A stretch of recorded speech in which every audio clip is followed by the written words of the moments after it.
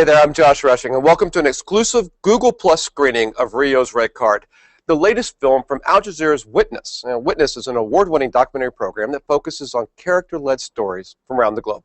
Now, our program today is part of this new series from Al Jazeera called Viewfinder, a project that focuses on independent filmmaking talent from around the globe. And Viewfinder builds on the success of the flagship documentary program Witness, and we're partnered with regionally based filmmaking talent to tell compelling stories about what's happening in their streets and neighborhoods. And the film we're screening today with Google Plus is a story from Brazil titled Rio's Red Card. As the city of Rio de Janeiro prepares for the 2014 World Cup and the 2016 Olympics, thousands of people are being displaced or even evicted to make room for new stadiums. In this film, we learn about those who are risking everything to stay in their homes. After the screening, we'll be joined by filmmaker Luciana Freitas and executive producer Rodrigo Vazquez to discuss the film. Now, I want you to be a part of that conversation, so be sure to tweet in your comments, reactions, questions, whatever. You do it during the film, after the film. Use the hashtag AJViewfinder. I'll do my best to bring in as much of that as I can into our discussion. But here now is Rio's Red Card. Viewfinder, fresh perspectives through the lens of local filmmakers around the globe.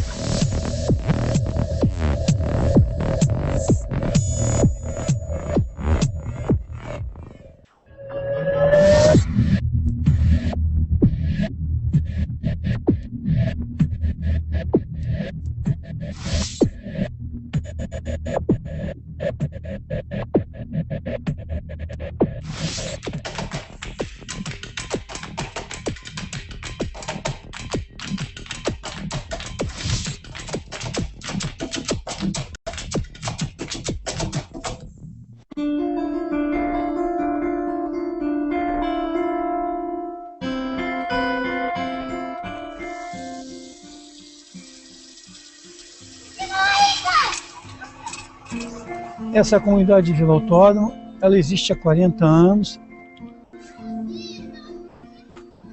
Hoje mora aproximadamente 3.000 pessoas nessa comunidade.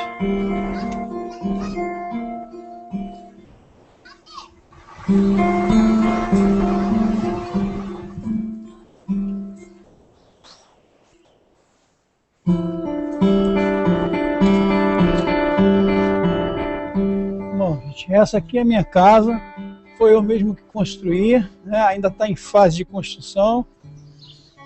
Essa é a minha humilde residência, é onde eu vivo com a minha filha e com a minha mulher. Minha casa é a minha vida, é o que a gente consegue construir no longo dos anos, no longo da vida.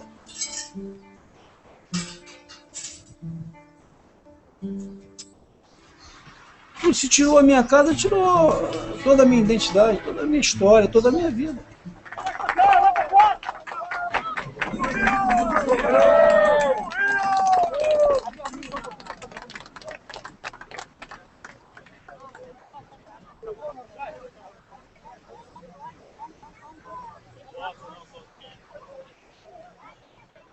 O processo de desapropriação, de reassentamento que tem ligação com as Olimpíadas é a Vila Autódromo. Então, essas outras obras todas são legados para a cidade, para o transporte da cidade. A única necessidade que tem, conhecida já há algum tempo, desde que se decidiu pela implantação do Parque Olímpico no Autódromo, é o reassentamento da Vila Autódromo.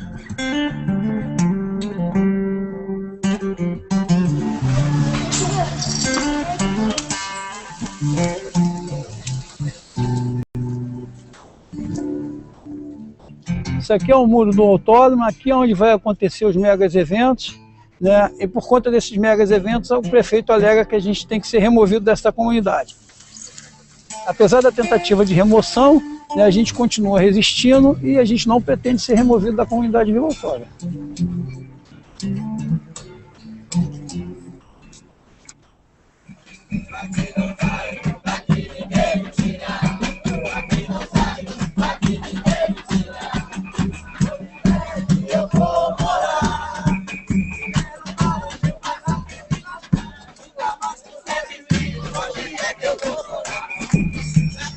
Bom dia, companheirada! Gente, eu vou estar falando um pouco da minha história antes de falar da Vila Autódromo. Eu, aos 14 anos de idade, fui removido da comunidade da Zona Sul do Rio para a Cidade de Deus. Na época da ditadura, na Cidade de Deus, já no governo do Conde, fui removido mais uma vez. E opção de morar na comunidade Vila Autódromo. E aqui encontrei as mesmas condições, os mesmos tratamentos pelos nossos políticos, o tratamento de remoção. E aí quis fazer parte da Associação de Morador, a qual eu estou há 6 anos. Hoje esse ato é para falar da minha comunidade e de todas as comunidades que passam pelo processo de remoção. Organizado, não precisa de polícia nem Estado. Povo unido, organizado, não precisa de polícia nem Estado. Logo assim que eu cheguei aqui, eu não achei bom. Por quê? Porque eu vinha já de um outro local, né, que eu tinha lá uma identidade, uma história. Não é meu caso hoje na Vila Autódromo. Se eu for removido da Vila Autódromo, eu vou ficar muito triste. Eu tenho certeza que isso vai mexer muito com o meu emocional. Não vai ser bom para mim, nem para minha família, nem para a família de ninguém. Eu acho que você tem que fazer protesto onde tem pessoas tirando, né? Onde tem pessoas vendo a luta. Né? Isso por aí também. Eu não posso fazer protesto, é um protesto pacífico. Eu não venho aqui para dar porrada nem levar porrada. Eu venho aqui para reivindicar o direito.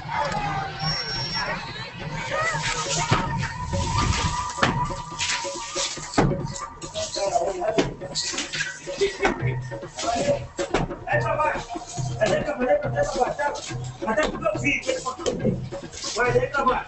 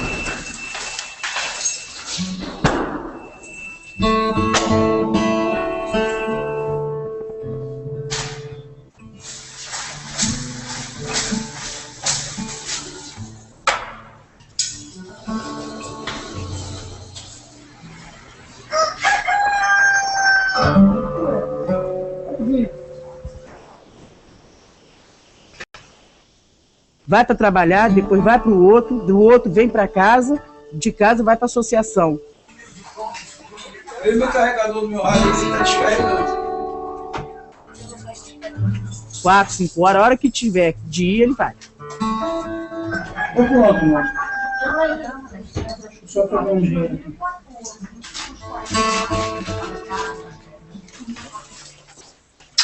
Tchau.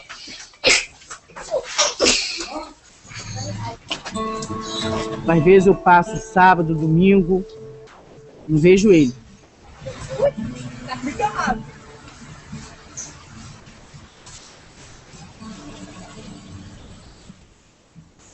Às vezes eu chego do trabalho, não vejo ele, ele está lá para a cidade. Então a gente quase não está junto, não.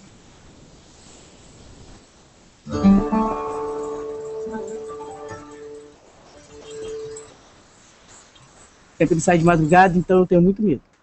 Mesmo fico preocupado, entendeu? Eu tenho porque o que ele tem que falar, ele fala mesmo, não esconde nada, entendeu? E você sabe que muita gente, mundo não gosta da verdade, então eu fico com medo de acontecer alguma coisa com ele, matar, não sei.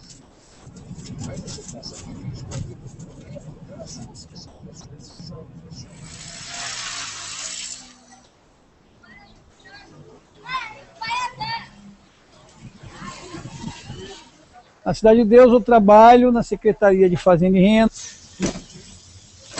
oportunidade de emprego. 12, 13. Não, identidade não é aqui não. Não, identidade não é aqui não. Identidade é lá com guarda. É isenção. Você é a carteira? Carteira. 14. Você também é a carteira? Quem é a carteira? É você ou é ela?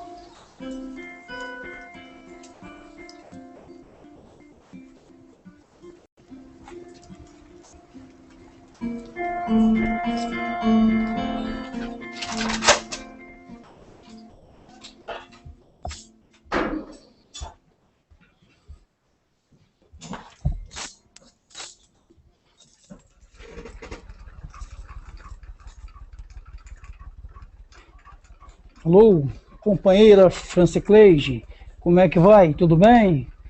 Eu sei que você lutou muito. Eu vou passar aí na semana que vem. O meu maior medo é que aconteça a mesma coisa com a gente aqui. Entendeu? E aí a gente precisa botar aí o nosso papo em dia, né, para a gente poder preparar as estratégicas aqui para a comunidade Vila Autódromo. Eu acho que você deve continuar lutando.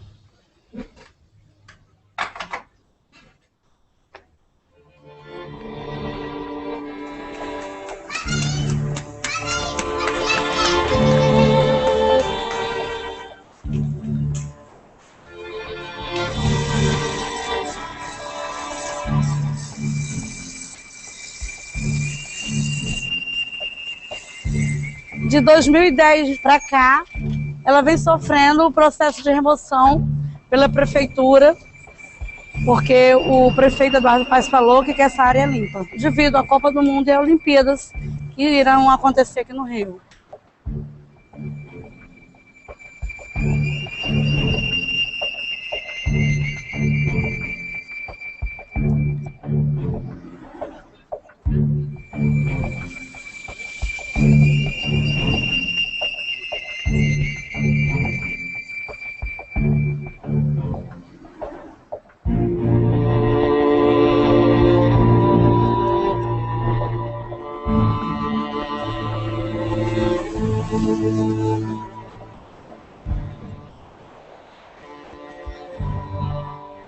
Por causa de uma Copa do Mundo e de uma Olimpíadas, um monte de vidas foram modificadas, foram mudadas. E, na maioria das vezes, para pior. Nós nunca fomos a favor de sair da comunidade. A gente ama esse pedaço aqui. Só que agora está insuportável viver aqui.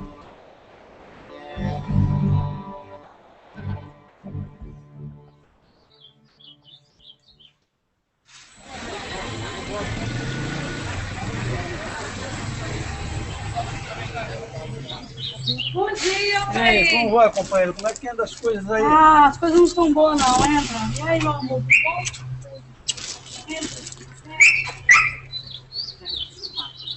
eu, de toda forma, eu só posso te dizer uma coisa. Eu lutei muito, eu fui para Brasília, eu fui para São Paulo, eu fui para Mato Grosso, eu fui para onde me disseram que eu fui. Aqui os órgãos públicos, eu fui para a CREA, eu fui para a ITEG, mas eu sei que eu não consegui. Isso me deixa com um gosto de derrota muito grande. Não, companheiro, é porque a gente enfrenta tubarões mesmo. Em todas as reuniões, né, em todas as lutas que eu participo, eu costumo levar ela, né, até porque eu vejo isso no dia a dia, o desinteresse das comunidades, dos moradores de comunidade, e eu não culpo os moradores nem as pessoas da comunidade, porque nós temos uma cultura nesse país de não se reagir a nada. Então eu quero que a minha filha cresça politizada, eu quero que a minha filha cresça entendendo como é o nosso governante, né? Que nós não temos vez nesse país, pobre não tem vez nesse país, que o interesse deles é em cima do dinheiro, porque ela me pergunta toda hora, pai, a comunidade da gente vai sair?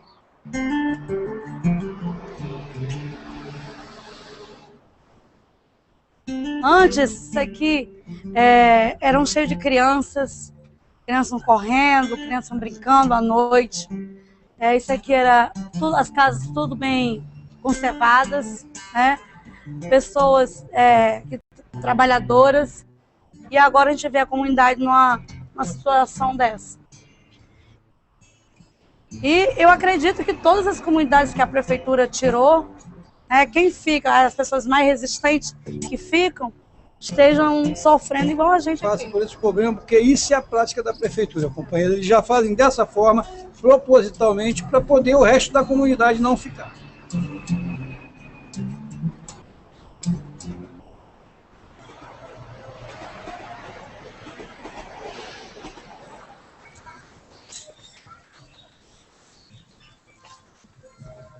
E aí, Altair, você já conseguiu marcar a reunião lá com a prefeitura? Olha, Lili, como é que está isso, essa negociação? Eu já oficiei a prefeitura, mas até agora nós não temos nenhuma resposta do prefeito, não. Em relação a nos atender, não. Estamos aguardando, né? Mas o ofício já foi enviado. Será que ele vai atender? Eu acredito que sim, até porque ele já recebeu a gente de outras vezes, né? Eu acredito que dessa vez não vai ser diferente, que ele tem o interesse que a gente vá lá para negociar a comunidade, né? Só que a gente não vai para isso, né? A gente vai... Vamos negociar a nossa permanência, isso, né? A gente vai lá para colocar mais uma espinha na garganta dele. Estou contigo para o que deve é. Vamos permanecer nessa luta, né? E com certeza nós vamos vencer. Vamos vencer. Se Deus quiser. E Deus quer.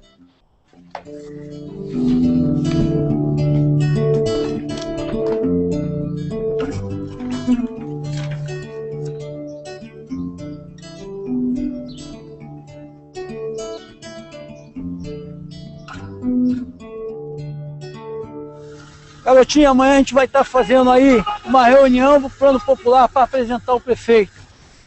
Posso contar com a sua presença aí? Pode contar comigo. Valeu. E aí, mineirinha? Dona Sandra tá por aí? Tá na igreja? Valeu, vou ver se encontro ela lá. Fala, Dona Sandra, tudo bem? E aí? Deixa eu falar com a minha amiga ali. E aí? E aí, tudo bom? Só vigiando aí, olhando a comunidade. Isso. Como é que Eu participei de uma audiência pública em Taquara, a qual eles estavam mostrando todo o trajeto da Transolímpica e Transcarioca. Eles tentam criar uma alça passando aqui por dentro da comunidade para justificar a remoção da comunidade. Mas não tem sentido nenhum. A gente está com essa comunidade na mão de Deus. Certo? Na mão de Deus. De Deus. Até porque até agora a gente... Até agora a gente tem estado aqui. Eu acredito que a gente vai continuar, né, por conta da gente também ter uma luta e Deus está aí, né, botando a mão em cima da cabeça da gente. Eu acredito que é por aí. Vila Autódromo não morre. Eu tenho, vive sempre. Eu tenho essa esperança. Entendeu? Porque eles estão lidando com vidas, com pessoas.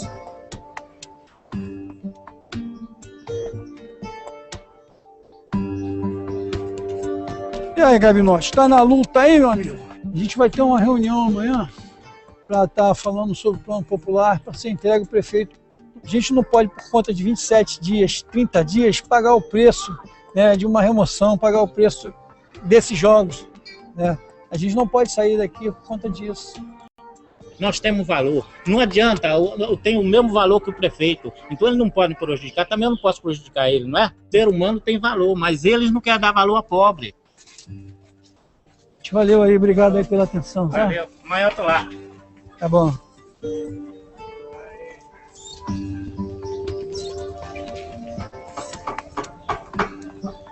Mesmo com essa tentativa de remoção, você vê que o nosso povo não desanima, ele continua construindo.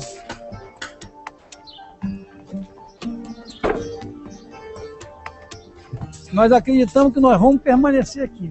Mesmo com essa ameaça, com essa tentativa de remoção, o povo continua construindo.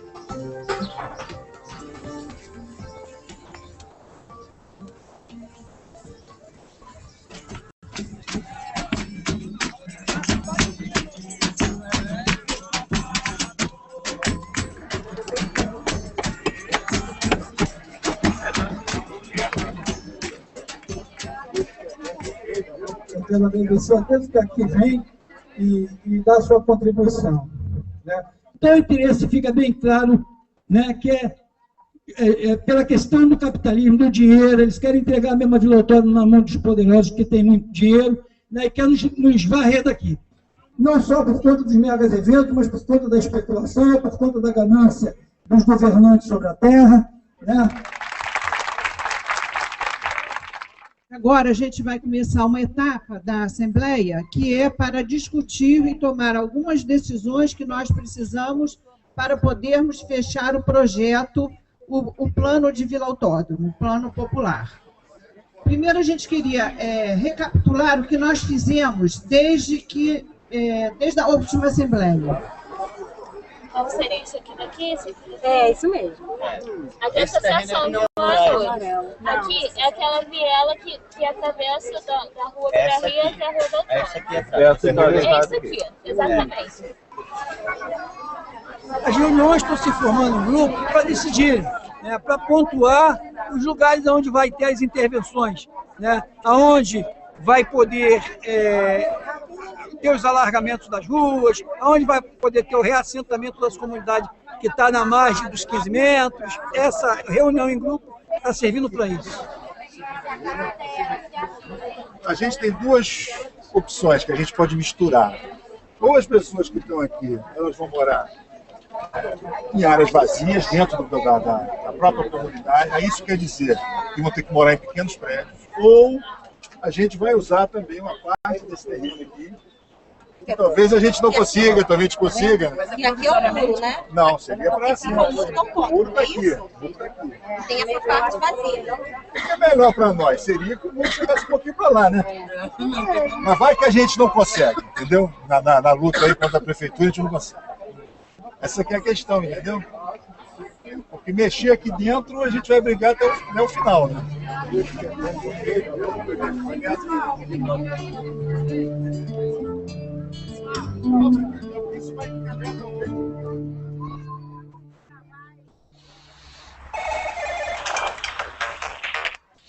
Alô? Foi confirmada a reunião para falar sobre o plano popular com o prefeito. Ele marcou para o próximo dia 16. A gente vai estar levando uma galera aqui da comunidade para discutindo o plano popular com ele. Vai confirmado. Com o prefeito. Tchau. Um abraço.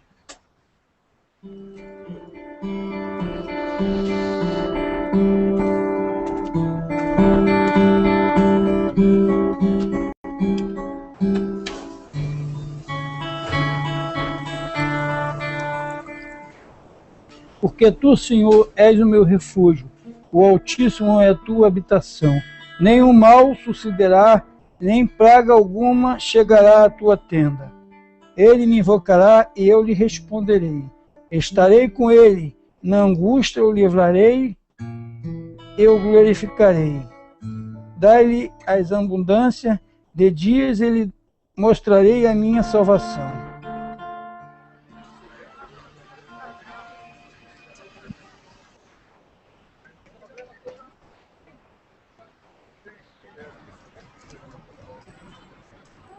O nosso judiciário aqui é muito lento e muito covarde. Qualquer juiz de início de carreira ia entender isso, né? O que acontece? O judiciário não quer se indispor com a opinião pública, mas também não quer se indispor com o governo. E fica nesse jogo de empurrar para o futuro e não dar os direitos que a gente tem, que deveria ser nosso.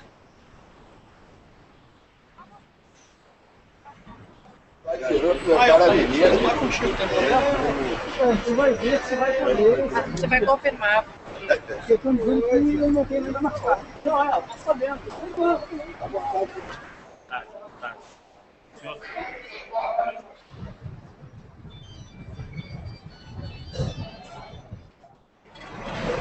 Volta aí. O que foi que eles falaram lá? Está confirmado. Falaram que está marcado? Está marcado.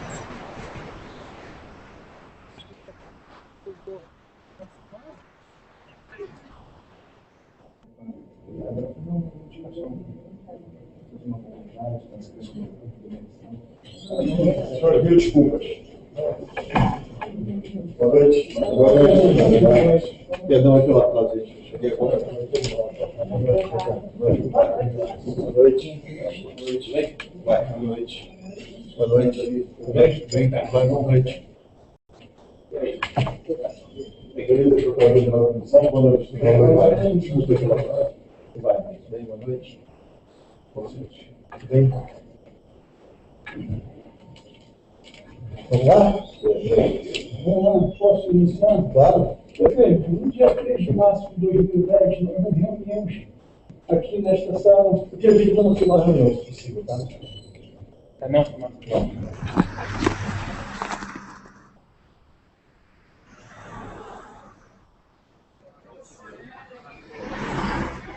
Todas as vezes que ele era perguntado se a comunidade ia permanecer, ele dava uma volta no Maracanã todo e não respondia. Ele só dizia que ia estudar o projeto, né? No final da reunião, ele bateu nas minhas costas e disse, né, que ia resolver da melhor maneira possível a situação da comunidade de Vila Autódromo. Vamos ver se o resolver dele é a permanência da minha comunidade.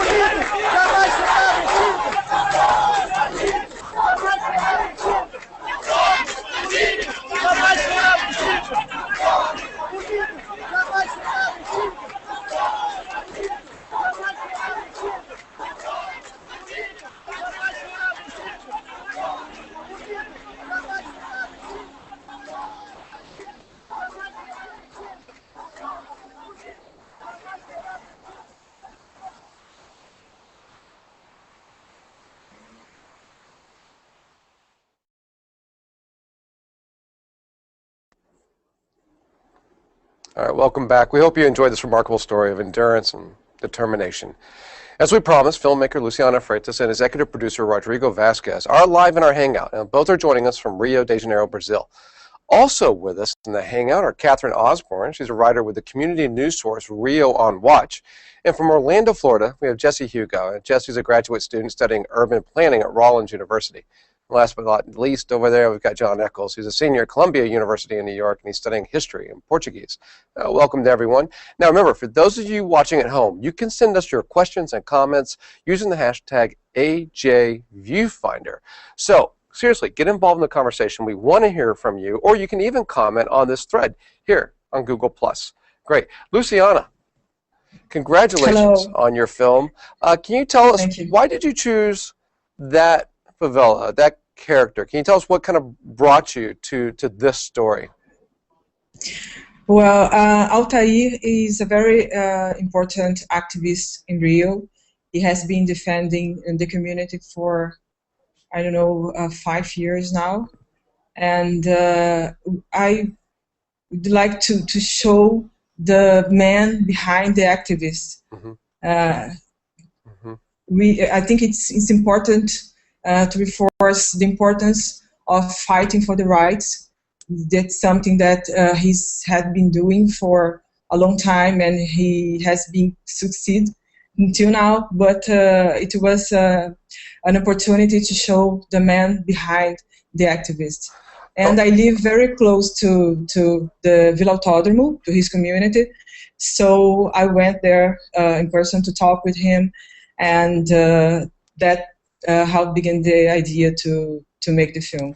Well, give us some background on how the film was made. How long did you follow him around for? How long were you in post-production? At what point did you get involved with Al Jazeera? Well, when the Al Jazeera opened, the Viewfinder for Latin American producers, we sent the proposal for the film, and we were selected to the workshop in Montevideo, and it was a great opportunity to develop the idea with Rodrigo and Jean. And so we were selected to be supported by Al Jazeera to produce the film, and we started film in June, and we went through, I think, October, filming the character and situations that helped to build the story of the film. Oh, Luciana, you mentioned Jean there, so I'm going to explain who that is to our viewers right now. Jean Garner is actually the executive producer of Witness, and she's also been overseeing Viewfinder. Now, Rodrigo, I know you've done a number of films for Al Jazeera, and you were one of the mentors at the Montevideo workshop, right? Yes, that's right. Can you tell us a bit about what that process was like, working with independent filmmakers there? Well, the challenge in the case of Latin American filmmakers was to try to explain, train them in order to for them to make observational films, which is not necessarily the tradition in Latin America. Hence, you know, the workshop concentrated on techniques on how to tell the story, character's point of view, and I think the most challenging aspect of the workshop was to make sure that across the board, no matter where the filmmakers were coming from, they would get the idea of, you know, how to make a film for witness, and I think we were quite successful in that respect. Well, then give a piece of your wisdom or advice here to young filmmakers who are watching Viewfinder and thinking they may be involved in future Viewfinder workshops. What's the piece of advice that you would give someone about the story that they want to make? Well, you know, the main thing is that we can always tackle a general situation or social problem or a political problem through someone's point of view. In Latin America, it's usually you get very pedagogical documentaries narrated with a voiceover. So my piece of advice for filmmakers who would like to work for Witness is to try to engage interesting characters that are involved in their community's life, who have a goal or a mission, and to be as honest and straightforward with them as they can in order to tell their story to the world. So it's very important to show sometimes social problems through a particular person's point of view, and that has a great value. Sometimes stories get very complicated if you don't do that, and seen through a particular point of view, a story like this one really gets to an audience. Yeah, you're absolutely right, and I've learned this in my years here, that it so often comes down to the characters. A great character can tell such a complicated story, and it becomes so much more compelling and empathetic, I think, for the audience when you have a great character to follow. That's true in almost any storytelling. Look, I want to bring John into the conversation here. John is at NYU in Columbia. Or I'm sorry, he's at Columbia University in New York, and I know he has a question. So, John, go for it. Hi, Luciana. Hi. So I think part of what they were talking about with this bringing in an interesting character is especially applicable to Altair because, as he explained, he's already been a part of the long history of forced removals and relocations in Rio de Janeiro. And so, so where there's kind of this history already, and we see his side of the story as someone being relocated, I thought there was a little bit of a lack of explanation of what was going on at City Hall. And was wondering if you could explain a little bit more about what the proposals were that they're fighting against, and kind of what the government's stance is going into this. We kind of jump into Altair's position before we really get the background. Yes, about the relocation, the proposal of the City Hall is to buy land close to where they are now, and to build like housing, like building with small apartments, so they can replace the residents to this place. But the thing is, the alternative plan that we show in the film was developed with the help of 2 local universities, and this plan proves that it's less expensive to keep the community where they are, and to make a urbanization of the area. That's something that was never done by the mayor or the city hall or the previous government.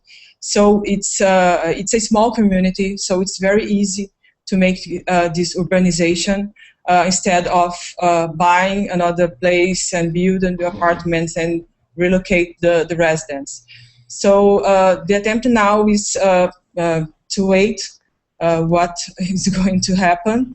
Last week I read an article in the newspaper that said that the community is going to be relocated in 2014 when these new houses are going to be ready to. Okay, great. We have a question here from Twitter. This is Paula at Pulis on Twitter. Pulis is P-U-L-I-S. And they ask, has there been compromise at all? What's the current situation at Vila Autódromo? So what's happening there currently? Has there been any compromise? Luciana, can you take that? No. No, there's been no compromise?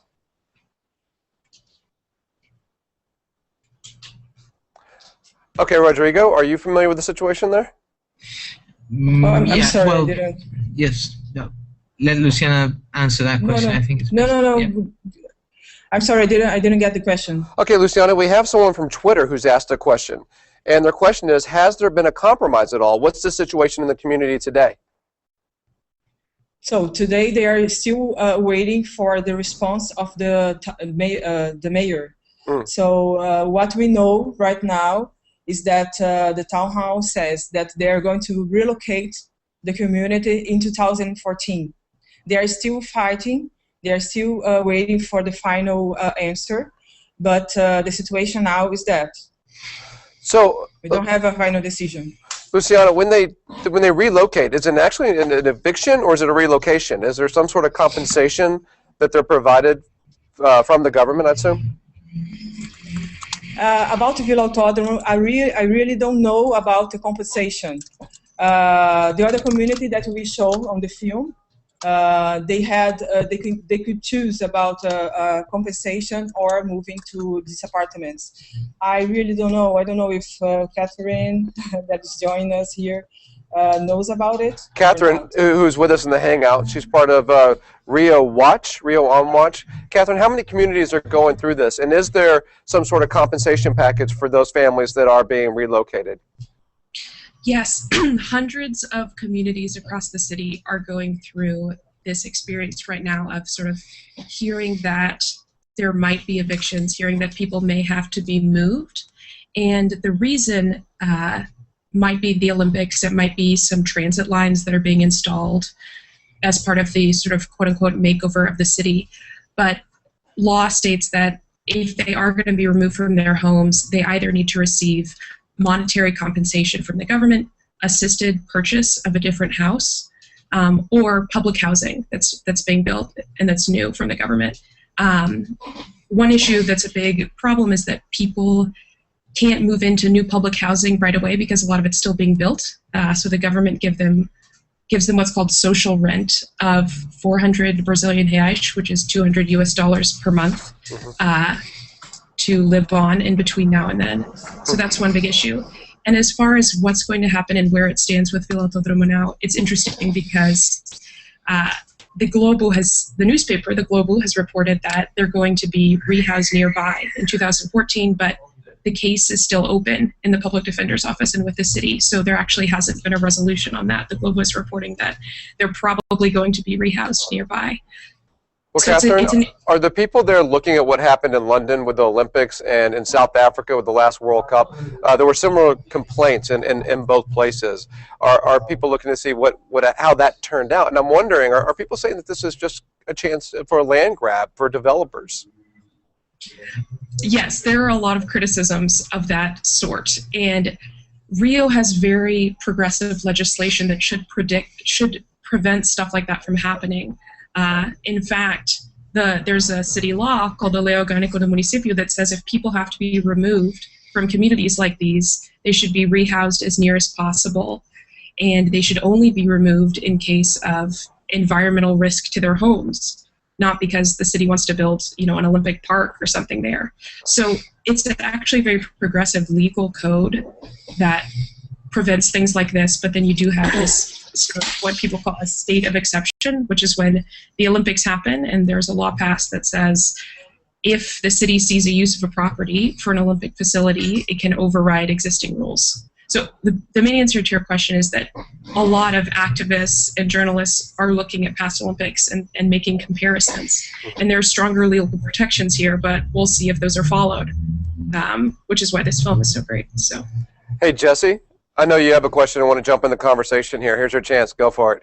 Sure, Josh. So building off that, I guess I come from the new urbanist movement here in the States, and why I sort of romance the favelas are the physical characteristics that exist within favelas. You watched Altair bring his daughter to work day, walking around the community all day. And we try to recreate that in the States. And I'm just wondering that if these characteristics will be lost when relocation happens. You know, and how are these new places designed? Do you have plazas, and do you have you know, a variety of housing that kind of recreates the current housing situation, so that if the community has to be replaced, or I mean relocated, that the same characteristics that are beautiful that now exist will still exist. Just real quick before we move on with that question, what is the new urbanist movement? So the new urbanist movement is a progressive movement here in the States, while also building internationally between developers, designers, and planners that try to bring the architecture back to its roots when we didn't have money to build suburban gated communities. Luciana, did you hear Jesse's question? What kind of considerations are going into the development of the new communities? Are they preserving a lot of the ways that the former favelas were built? No, we have no information about that. We have never seen the plan of this new place where they want to relocate the community. The former experience we had about that, we see that they built like simple buildings with small apartments, with no area like they have now. They live in houses in this community at Vila Autódromo. It's a village. It's a very pleasant place. They have trees and they have a lake. It's a very nice place to live. So this is one of their concern. How is going to be this new place where they're going to be relocated? Well, Luciana, we have another question from Twitter from one of the followers here named Sarah Sullivan. And she asked, have any communities in Rio managed to win against the government? I'm sorry, I didn't hear it. We have a question from Twitter, and she wants to know, have any communities in Rio managed to win in a similar fight against the government there? Have they managed to stop? Are there any communities that have managed to stop this kind of thing? I believe so, but I really don't have all this information. I'm sorry. No, that's okay. How about Catherine? Catherine, do you know of any communities that have won in this struggle?